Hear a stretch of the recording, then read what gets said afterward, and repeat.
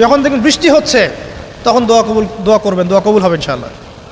দোয়া করার আগে একবার বলবেন আলহামদুলিল্লাহ, কমপক্ষে একবার বলবেন আলহামদুলিল্লাহি রাব্বিল আলামিন, একবার কমপক্ষে। মানে প্রথমে আল্লাহর প্রশংসা করবেন, তারপর একবার দরুদ পড়বেন আল্লাহুম্মা সাল্লি আলা মুহাম্মাদ ওয়া সাল্লিম, তারপর হাত তুলে দোয়া শুরু করবেন। বৃষ্টি পড়ছে, দোয়া শুরু করে দেন, দোয়া কবুল হবে ইনশাআল্লাহ। আজান দিয়েছে, আজান এবং একামতের মাঝখানের সময়টা আছে, এই সময়টা কাজে লাগান, দোয়া কবুল হবে ইনশাআল্লাহ। নামাজে দাঁড়িয়েছেন, সেজদায় গিয়েছেন, সেজদায় দোয়া করেন, দোয়া কবুল হবে ইনশাআল্লাহ। প্রশ্ন করে অনেকে যে ভাই সেজদায় কি বাংলায় দোয়া করা যাবে?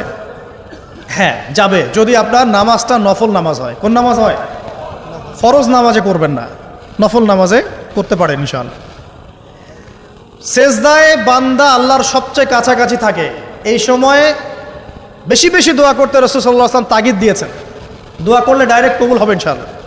পিতা মাতার খেদমত করে দোয়া করেন, দোয়া কবুল হবে ইনশাআল্লাহ। এখন তো পিতা মাতার খেদমত মানুষ করতে চায় না। এটা সেই যুগ যে যুগে পিতা মাতার সাথে দাস দাসীর মতো আচরণ করা হয়। সন্তানরা ভুলে গেছো তোমরা যে তোমরাও একদিন পিতামাতা হবা, আমরাও কিন্তু একদিন পিতামাতা হব। যারা বিয়ে শাদী করেছে, সন্তানদি হয়েছে, তারা জানে এই যে প্রসব বেদনার একটা সেকেন্ড, এক সেকেন্ড বা 1 মিনিট প্রসব যে বেদনা মায়ের হয়, এর ঋণ আমরা সারা জীবনে শোধ করতে পারবো না। পারবেন? এ কারণেই মায়ের পায়ে নিচ জান্নাতের কথা বলা আছে।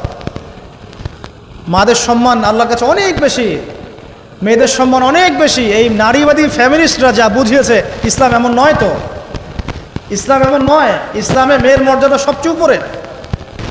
সেই মেয়েদেরকে আমরা এখন কি করেছি? কাপড় চোপড় সব কমিয়ে কমিয়ে বেপর্দা করে রাস্তায় নামিয়ে দিয়েছে।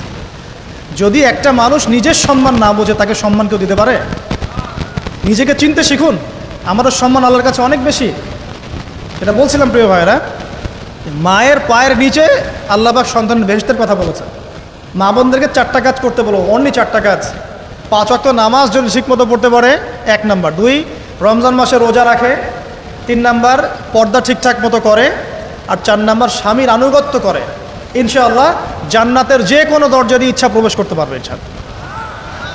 এখানে স্বামীর আনুগত্যের কথা বলেছি, স্বামীর দাসত্বের কথা বলি না। আনুগত্য দাসত্ব এক জিনিস না। আনুগত্য মানে কি? আনুগত্য মানে আপনি স্বামীর যে কোনো ভালো কাজে আপনি তাকে সায় দিবেন, আনুগত্য। নামাজ পড়তে বলেছে, নামাজ পড়তে হবে। পর্দা করতে বলেছে, আপনি পর্দা করবেন। বেপর্দায় যাবেন, আপনি যাবেন না। এটা আনুগত্য। দাসত্ব কি? দাসত্ব হচ্ছে যে সে ভালো মন্দ যাই বলুক আপনি শুনছেন, এটা দাসত্ব। এটা করবেন না। মা বোনরা 4টা কাজ বাসায় গিয়ে আবার শুনিয়ে দিবেন। নবীজি বলেছেন 4টা কাজ কোনো মেয়ে করলে জান্নাতের যে কোনো দরজা দিয়ে ইচ্ছা প্রবেশ করতে পারবে। 1 নাম্বার, 5 ওয়াক্ত সালাত।